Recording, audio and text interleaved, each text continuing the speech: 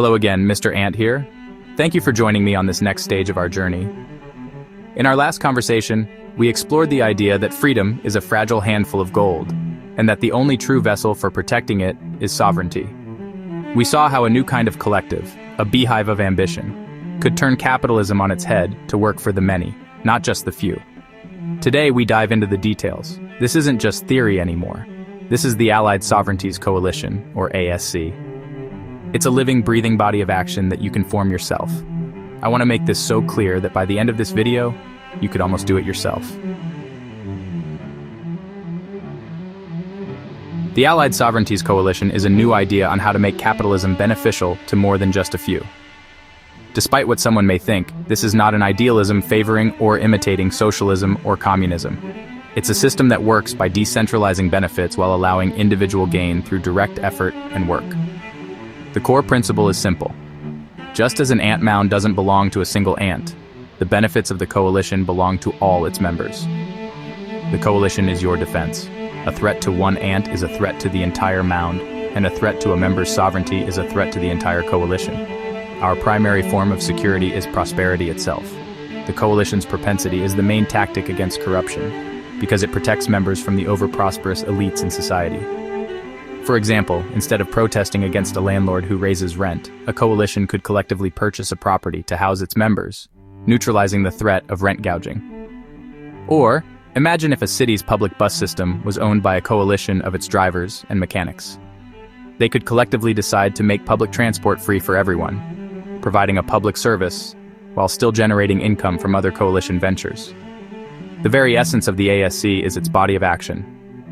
It's fueled by a collective of wealth, power, and most importantly, services and benefits made possible by the combined efforts, exploits, discernments, and investments of the entire body.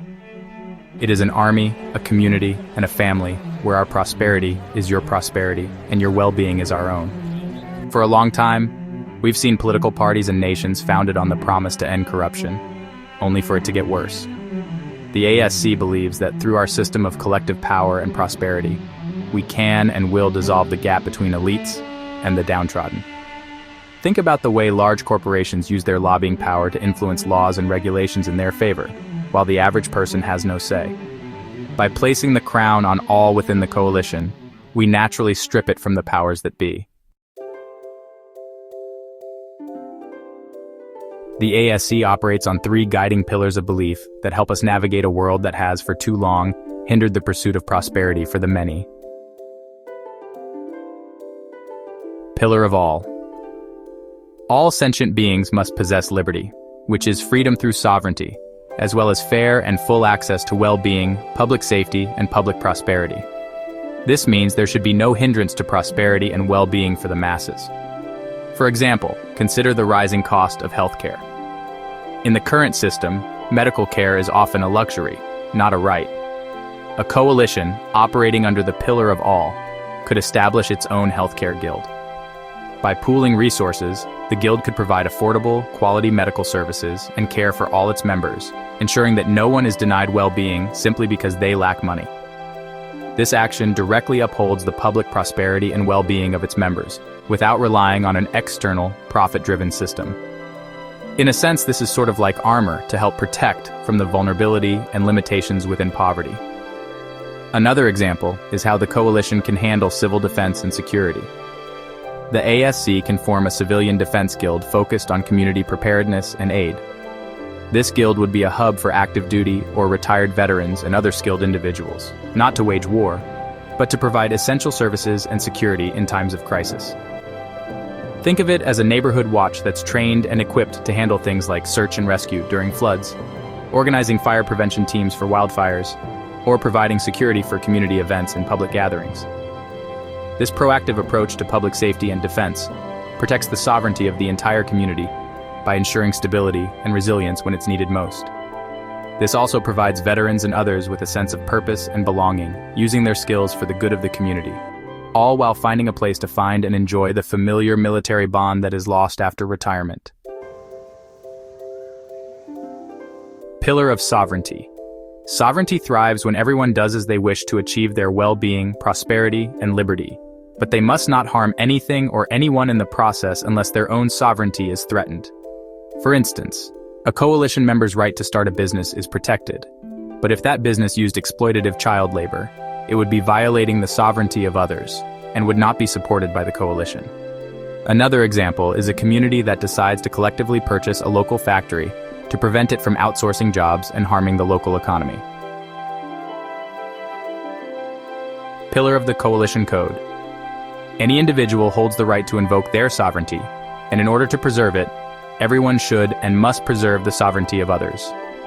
By protecting the prosperity of others, you are directly protecting your own. This is how we dissolve corruption, right where we stand. A great example is the way open-source software developers contribute to a public good. Their individual contributions improve a shared project, which in turn makes their own work and the work of countless others more powerful and secure. The A.S.C is not a declaration of war. It is an embodiment of we the people. We hold these truths to be self-evident. But how can they stand true when someone has so much power and influence they can simply bypass anyone's liberties? How is it possible for someone to pursue opportunity when all the opportune resources have been purchased and owned by the elite?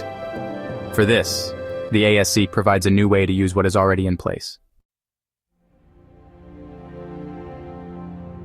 To embody our values, we have chosen a powerful symbol. The main symbol is an equal-sided triangle with a small inverted triangle within. It's a reimagination of the ancient Egyptian all-seeing eye, which once projected unquestionable power. The difference is that the once lone all-seeing eye is now surrounded by 3 other watchful eyes that look from within and outward. The owl represents knowledge and defense for all. The ant represents the selfless building and structure of sovereignty.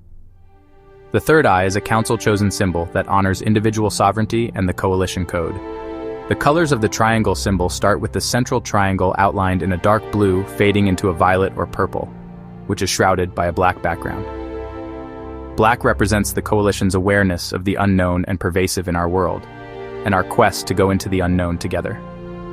It also symbolizes the power and authority to create and protect sovereignty, as well as the sorrow for lost trust in the human spirit and the will to grow forward.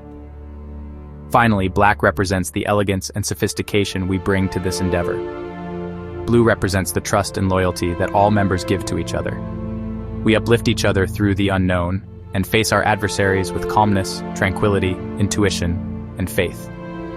Purple represents the creativity and wisdom of the whole as we peer into the unknown.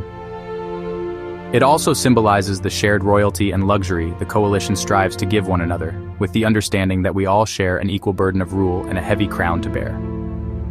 The symbol itself represents both balance and imbalance, as the central triangle cannot stand without the base triangles.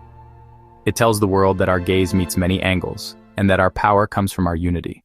The A.S.C is not an abstract concept. It is a working organization with 3 main types of membership: active, inactive, and dynamic. Active members are the heart of the coalition.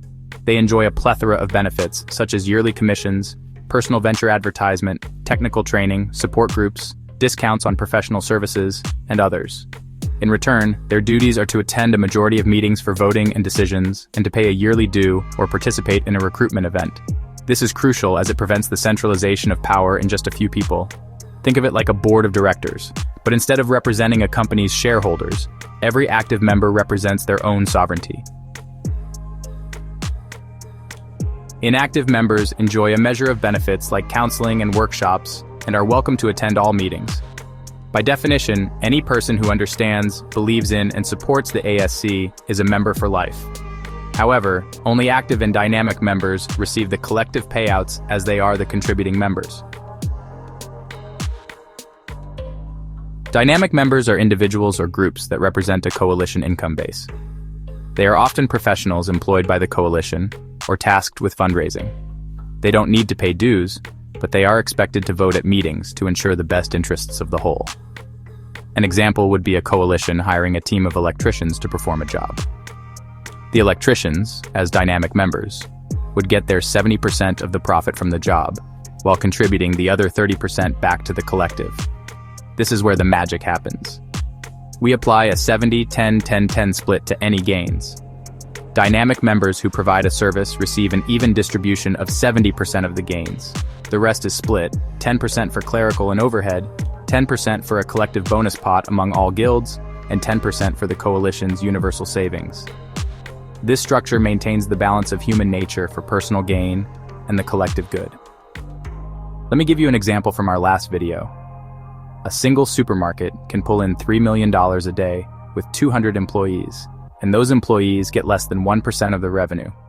The rest goes to a few people at the top. The A.S.C changes that. With our split, those 200 employees would take home $10,500 each for a single day's work. If you want a more detailed breakdown, be sure to watch the first video in this series. Like all new organizations, an A.S.C starts very small. You should expect a meeting to be a small group of people with limited ideas and experience. At first, the group will use the money from dues to invest in simple fundraising resources, like a hot dog stand or a snow cone machine. This is similar to how a small local church might run a bake sale to raise money for a new roof. The key is to be patient and understand that this will require effort and time. As the fund grows, the coalition can decide on its next capital venture, the purchase of property to rent, blue-collar industries, or a security group. Once the coalition owns enough enterprises, it can use its resources to address social issues, sponsor events, and grow its membership. Think of how the Knights of Columbus have used their collective resources to fund community centers and aid programs. The A.S.C is a potluck of ambition. If everyone brings a little something, the result is a feast for all to enjoy. The leftovers are invested to grow an even bigger feast for the next gathering. This is how we use the right to assemble to empower each other, sharing both the load and the prosperity. The tree of liberty is said to require the blood of tyranny and the blood of the brave. Many brave have died, yet tyranny has not bled for some time. The tree is in a state of decay. The A.S.C is the potent action required to protect sovereignty and nourish that tree. It's a great way to invest with a better guarantee of return than all on your own, versus a world of greed and corruption. I believe this is the medicine our world needs. If you value freedom and sovereignty, then you already share the values of the A.S.C. Thank you once again for taking this journey with me. If you have any questions or want to learn more, check the links in the description.